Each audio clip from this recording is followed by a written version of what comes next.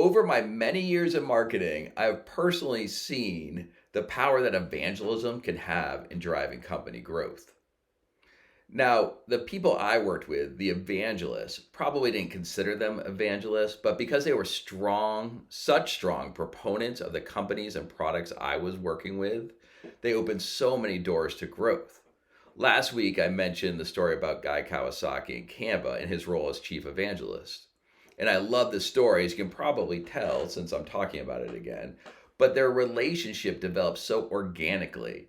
It was so authentic. And that's how these relationships with evangelists develop. In fact, I came across an article from the HubSpot blog, which was written in 2014, talking about it. And I love the headline. It says, Guy Kawasaki joins tiny Australian startup Canva.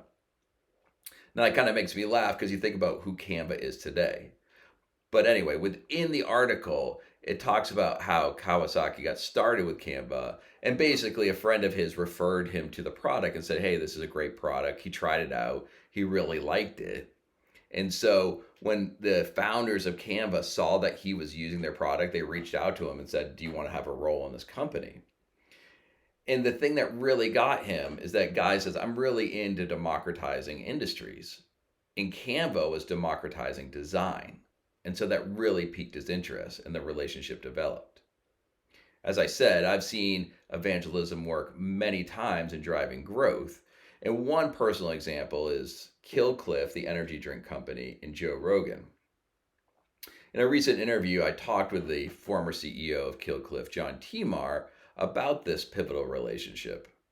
And so just by way of background, what happened was in 2019, John was transforming Cliff. He was putting a bunch of initiatives in place. He was building their brand. And one of those initiatives was a new CBD beverage.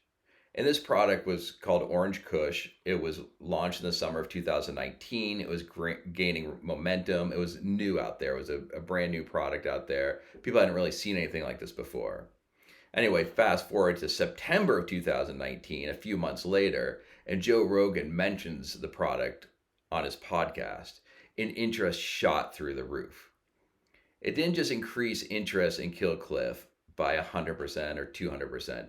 Branded searches for Cliff increased 3,000% in the week following his mention.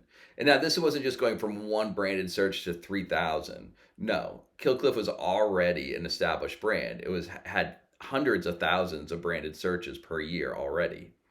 So you can see the power of that evangelism for the product. And the thing about it was just like Canva. When I talked to Timar, he's like, Joe just liked the product. He thought it fit with his lifestyle. And so that's why he mentioned it. And John was very protective of that. Some people were pushing him to like commercialize it more. And he said, no, this is really an authentic relationship. I want to keep it that way, which really added power to it. And so when you think about how you build out evangelists, there's four things to think about, four things your company needs to do to develop evangelists. The first thing is to be authentic. The power of the relationship with the evangelist comes from their authenticity. They're authentically referring your brand. And so your company needs to be authentic. The evangelist needs to know who your company is and that it's real. That's where the real power comes in. The second thing is you need to be different. Evangelists don't want to promote just another of the same thing that's out there. They want to know that you're doing something new and different. And so like Cliff rolled out the CBD product and Canva was democratizing design. That's something evangelists can get behind, not just the same old thing. So you need to be different. The third thing is you have to build relationships. This isn't just a transaction. This isn't saying we're going to give you $100 if you mention us. This is about building a real relationship. And so that requires, regular communication with the evangelists, bringing them into discussions. They need to be a part of your brand at some level. And then the fourth thing is you have to be great. As Kawasaki says, no one wants to evangelize crap. And so that's a great point. You need to be great. So the question is, as we close out, is anyone evangelizing for your brand?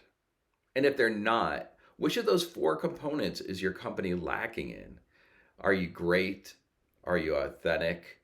Are you different? Are you building relationships?